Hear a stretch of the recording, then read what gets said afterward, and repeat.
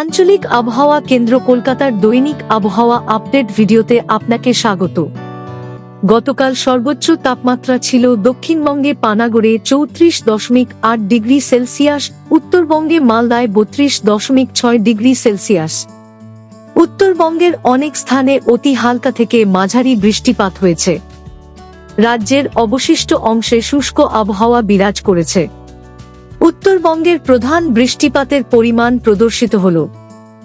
উত্তর বিহার থেকে মণিপুর পর্যন্ত 0.9 কিমি উচ্চতায় একটি নিম্নচাপ অক্ষরেখা বিস্তৃত রয়েছে।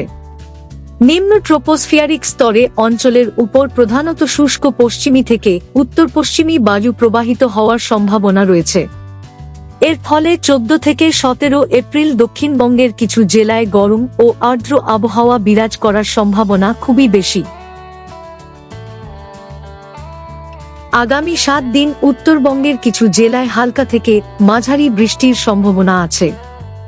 দক্ষিণবঙ্গের জেলাগুলিতে প্রধানত শুষ্ক আবহাওয়া থাকবে, যদিও চতুর্থ ও পঞ্চম দিনে কয়েকটি জেলায় হালকা বৃষ্টির সম্ভাবনা আছে। আগামী 2 দিন উত্তরবঙ্গের কয়েকটি জেলায় 1 বা 2 স্থানে বজ্রবিদ্যুৎ সহ বৃষ্টি ও 30 থেকে 40 কিমি প্রতি ঘন্টা বেগে দমকা হওয়ার সম্ভাবনা রয়েছে। তৃতীয় দিনে কোনো আবহাওয়ার সতর্কতা নেই। চতুর্থ থেকে সপ্তম দিনে দক্ষিণবঙ্গের পশ্চিমাঞ্চলের পুরুলিয়া, বাঁকুড়া, পশ্চিম বর্ধমান, ঝাড়গ্রাম ও পশ্চিম মেদিনীপুর জেলায় গরম ও আর্দ্র আবহাওয়া বিরাজ করতে পারে এবং অস্বস্তিকর পরিস্থিতির সম্ভাবনা রয়েছে। বজ্রঝড় বা বজ্রপাতের সময় নিরাপদ স্থানে আশ্রয় গ্রহণ করুন। গাছ, বৈদ্যুতিক খুঁটি, দুর্বল কাঠামোর নিচে আশ্রয় নেবেন না এবং জলাশয়ের সংস্পর্শ এড়িয়ে চলুন।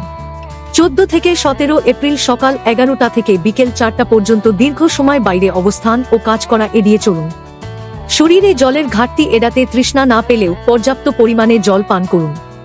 আগামী 5 দিনে পশ্চিমবঙ্গের জেলাগুলিতে দিনের তাপমাত্রা ধীরে ধীরে 3 থেকে 5 ডিগ্রি সেলসিয়াস বৃদ্ধি পেতে পারে এবং এর পরবর্তীতে তাপমাত্রায় তেমন বড় পরিবর্তনের সম্ভাবনা নেই। আবহাওয়া সম্পর্কিত আরও আপডেটের জন্য আমাদের অফিসিয়াল ওয়েবসাইটটি অনুসরণ করুন।